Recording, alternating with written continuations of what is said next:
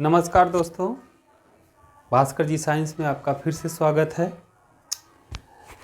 जैसा कि हमने आपके पिछले के वीडियो में बताया था न्यूक्लियस के बारे में, न्यूक्लियस का स्ट्रक्चर फंक्शन के बारे में बताया था।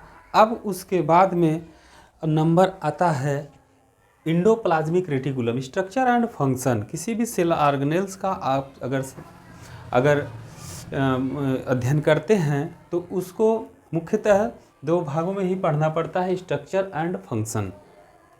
क्योंकि ये इसलिए यही सिर्फ पढ़ना होता है, उसका रीज़न यह है कि हमने आपको यही बता रखा था कि सेल के बारे में कि सेल का कोशिका का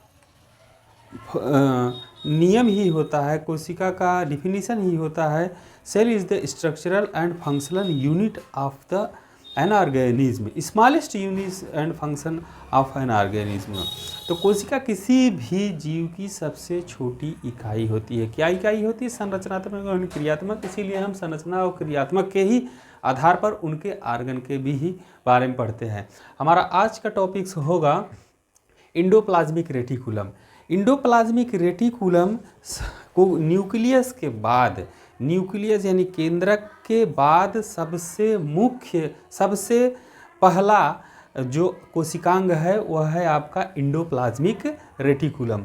यह आप स्ट्रक्चर में भी इस तरह से देख सकते हैं। एक बार हम फिर से गौर करते हैं इंडोप्लाज्मिक रेटिकुलम के बारे में।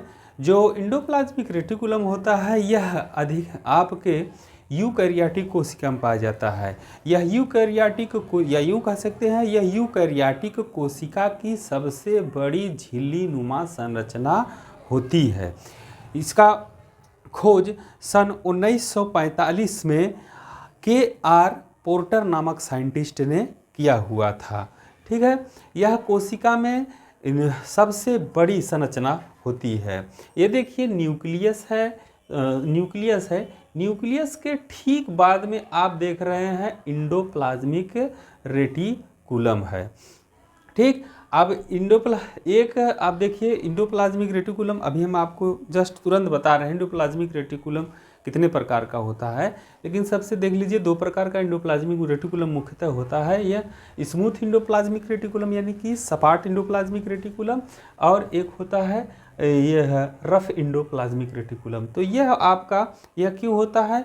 अगर इंडोप्लाज्मिक रेटिकुलम पर यह आपके राइबोसोम्स धसे होते हैं तो इनको हम कहते हैं रफ इंडोप्लाज्मिक यानी खुरदुरा रफ इंडोप्लाज्मिक रेटिकुलम। अगर नहीं धसे होते हैं तो हम इनको कहते हैं स्मूथ इंडोप्लाज्मिक रेटिकुलम। ठीक है, अब हम आते हैं थोड़ा सा देखते हैं यह कितने प्रकार का होता है।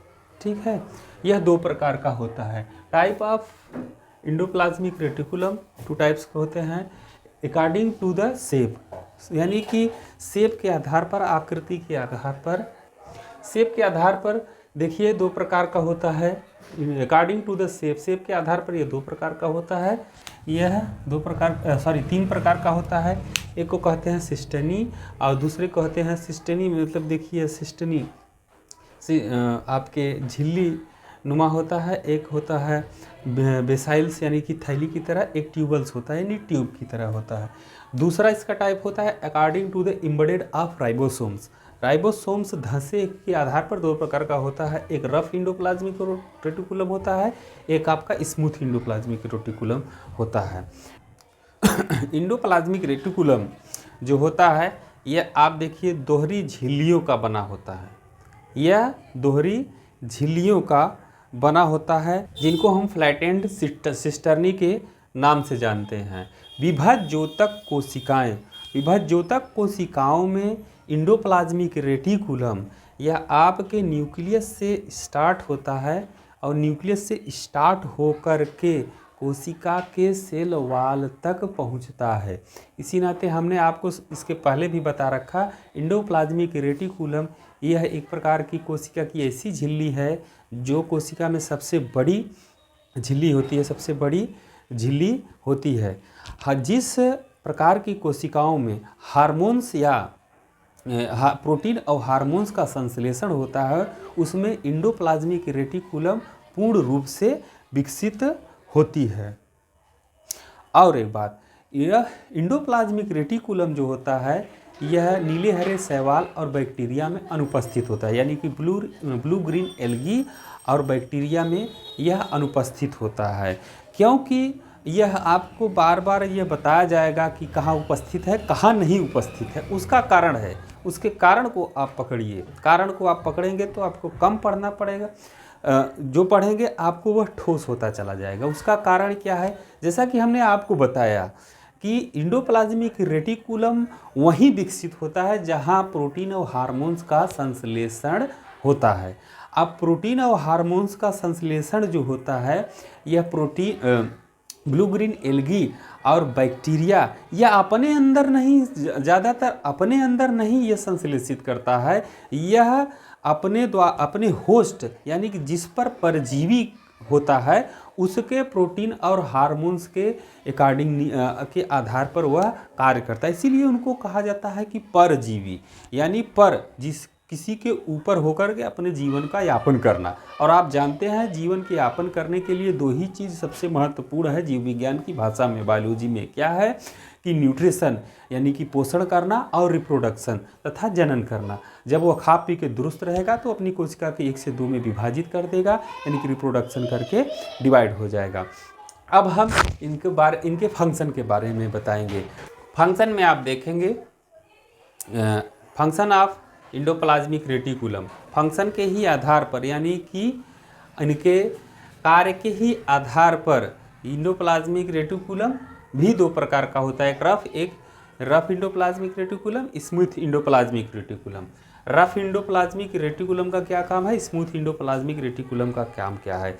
रफ इंडोप्लाज्मिक रेटिकुलम का काम यह होता है कि जैसे ही सिग्नल मिलता है न्यूक्लियस से कि किस प्रकार का प्रोटीन्स या हार्मोन्स बनाना है, उस प्रकार के प्रोटीन्स और हार्मोन्स को यह बना करके क्या करता है कि यह स्मूथ यानी कि बिना राइबोसोम कणिका युक्त इंडोप्लाज्मिक रेटिकुलम में ट्रांसफ़र कर देता है और फिर स्मूथ इंडोप्लाज्मिक रेटिकुलम इस मटेरियल्स को ले जाकर के गोल्जी बॉडी दे देता है और गोल्जी बॉडी यह क्या करता है कि सेल पोर यानी कोशिका के छिद्र तक ले जाकर के इनको पहुंचा देता है। तो मुख्य फैक्ट इसका ये इंडोप्लाज्मिक रेटिकुलम का हम फंक्शन देख रहे थे। फंक्शन में हम ये देखेंगे कि रफ इंडोप्लाज्मिक रेटिकुलम का और स्मूथ इंडोप्लाज्मिक रेटिकुलम का फंक्शन कुछ हद तक लगभग अलग सेम ही होता है, मतलब उसका रफ इंडोप्लाज्मिक और स्मूथ इंडोप्लाज्मिक का फंक्शन लगभग बराबर ही होता है, लेकिन अलग अलग हम थोड़ा सा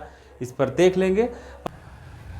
अब हम फंक्शन देखेंगे इंडोप्लाज्मिक रेटिकुलम का। इंडोप्लाज्मिक रेटिकुलम के मुख्य फंक्शन हम आपको बताएंगे, कार्य बताएंगे। Internal support of colloidal matrix, मतलब कोलाइडल मैट्रिक्स कोशिका में जो जीवद्रव्य होता है यानी साइटोप्लाज्म में होता है, तो उसमें जो द्रवित पदार्थ होते हैं उनको क्या करता है, सपोर्ट देता है। सपोर्ट करने का क्या काम है। सपोर्ट का मतलब यह है कि एक ही तरफ जीव द्रव्य को भागने नहीं देता है।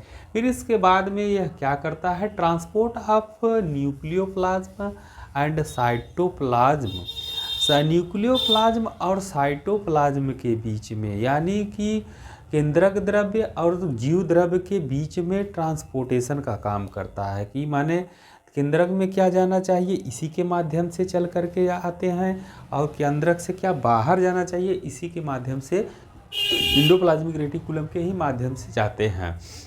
हम एक तरह से देख सकते हैं एक अभिक्रिया की तरीके से न्यूक्लियर मेम्ब्रेन थ्रू, फिर इसके बाद में पोर, फिर गोल्जी कॉम्प्लेक्स, प्लाज्मिला और आउटसाइड, इस तरह से जो है कि इंडोप्लाज्मिक रेटिकुलम ट्रांसपोर्टेशन का काम करता है। और क्या करता है, इंडोप्लाज्मिक रेटिकुलम जो होता है यह विभिन्न प्रकार के एंजाइमों को, विकरों को यह सिंथेसिस करता है, यानी खुद संश्लेषण अपने यहाँ बनाने का कार्य करता है। और इंडोप्लाज्मिक रेटिकुलम फैट का भी निर्माण करता है, वसा का भी निर्माण करता, सिंथेसिस करता है। और इसके बाद में स्मूथ इंडोप्लाज्मिक, अब मुख्यतः स्मूथ इंडोप्लाज्मिक में आपके ये ग्लाइकोजन का स्टोरेज होता है यानी कि संग्रहित करता है। स्मूथ इंडोप्लाज्मिक रेटिकुलम में हम देख लेंगे कि क्या इसकी मुख्य विशेषता क्या है स्मूथ और रफ का। स्मूथ एंडोप्लाज्मिक में क्या होता है कि आपके प्रोटीन का मेटाबॉलिज्म, प्रोटीन का उपापचय नहीं होता। क्यों नहीं होता है? क्योंकि उसको हम स्मूथ कहते हैं। अब स्मूथ कहते हैं और नहीं होता, उसका क्या कारण? स्मूथ का मतलब उसके ऊपर राइबोसोम्स नहीं होते।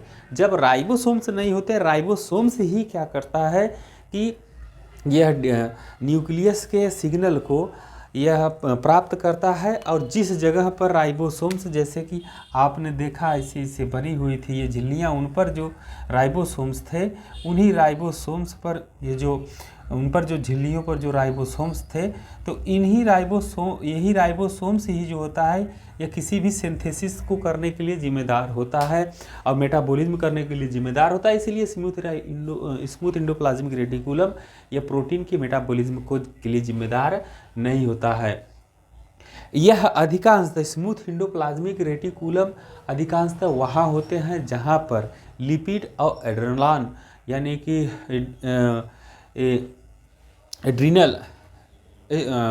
एड्रीनल मटेरियल्स ज़्यादा होते हैं, जैसे आपका लीवर हो गया और एड्रीनल कार्टिकल हो गया। ठीक है। अब स्मूथ एंडोप्लाज्मिक रेटिकुलम जो क्या होता है, अधिकांशतः यह फैट वसा का सिंथेसिस करता है। ठीक है। फिर अब हम इसमें चले आते हैं रफ एंडोप्लाज्मिक रेटिकुलम में। रफ एंडोप्लाज्मिक रेटिकुलम जो होता है यह अधिकांशतः आपकी फाइब्रोब्लास्ट और पैंक्रियाज की कोशिकाओं में यह रफ एंडोप्लाज्मिक रेटिकुलम पाया जाता है। रफ एंडोप्लाज्मिक रेटिकुलम में प्रोटीन का मेटाबॉलिज्म भी होता है और विभिन्न प्रकार के ये आपके एंजाइम का भी सिंथेसिस होता है। इस तरह से आपका रफ एंडोप्लाज्मिक और स्मूथ एंडोप्लाज्मिक रेटिकुलम यानी कि एंडोप्लाज्मिक रेटिकुलम आपका समाप्त होता है। इसके बाद में थोड़ा सा हम आपके लिए चर्चा करना चाहेंगे। कभी क्या होता है कि जब रफ एंडोप्लाज्मिक रेटिकुलम जब आप जीव द्रव्य में ज़्यादा फैल जाते हैं, साइटोप्लाज्म में ज़्यादा फैल जाते हैं, तो कभी कभार क्या होता है अभिक्रियाओं के दौरान थोड़ा बहुत जो भाग टूट जाता है एंडोप्लाज्मिक रेटिकुलम का, रफ एंडोप्लाज्मिक रेटिकुलम का, और किस नाते टूट जाता है, मान लीजिए भारात्मक स्थिति के नाते, माने जैसे इधर ज़्यादा हो गया, इधर इस तरफ ज़्यादा राइबोसोम, इस तरफ राइबोसोम ज़्यादा हो गया, तो कभी कभार थोड़ा बहुत टुकड़ा टूट जाता है एंडोप्लाज्मिक रेटिकुलम का, तो इसको हम माइक्रोसोम्स कहते हैं। माइक्रोसोम्स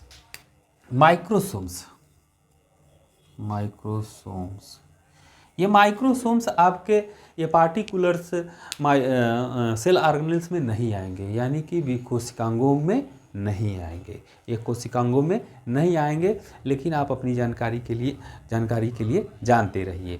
ठीक है। जैसे कि एंडोप्लाज्मिक रेटिकुलम बूढ़ा हो जाता है, तब उस समय यह माइक्रोसोम्स का थोड़ा सा निर्माण कर लेता है। इसको हम विशेष सेल ऑर्गेनेल्स में नहीं पढ़ेंगे। नेक्स्ट हमारी टॉपिक्स होगी राइबोसोम्स।